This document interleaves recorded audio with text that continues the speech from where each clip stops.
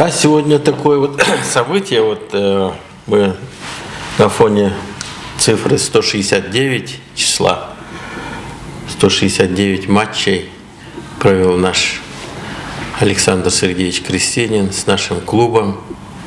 29 мая 2017 года он возглавил наш спортивный клуб, когда было тяжело, когда мы от первого идущего впереди лидера отставали на 13 очков.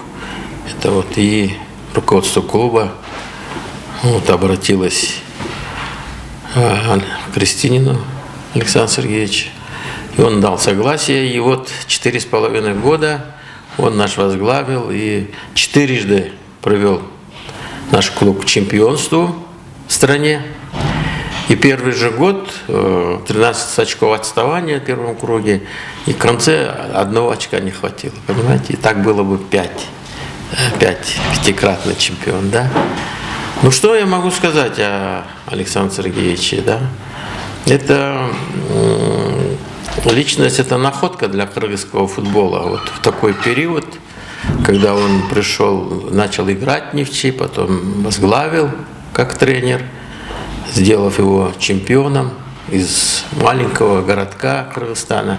Сделать чемпионом — это архисложно, но он это сделал.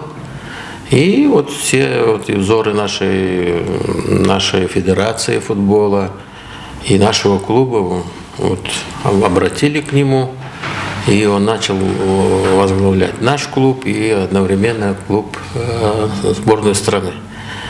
И мы все свидетели, какие были успехи при Александре Сергеевиче. Он, ввиду того, что в этом году он должен закончить тренерскую школу, высшие тренерские курсы, он попросил руководство клуба освободить его от занимаемой должности, потому что и сборная, и клуб, и учеба очень, конечно, сочетать очень сложно. И мы пошли навстречу. Мы благодарны Александру Сергеевичу. Спасибо ему большое от имени болельщиков, от имени клуба, руководства. Мы ему сказали свои добрые пожелания.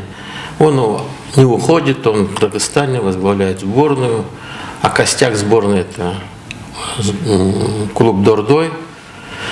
Я думаю, с ним еще будут связаны большие надежды возрождении нашего кыргызского футбола, чтобы кыргызский футбол занимал свое достойное место в мировой футбольной семье.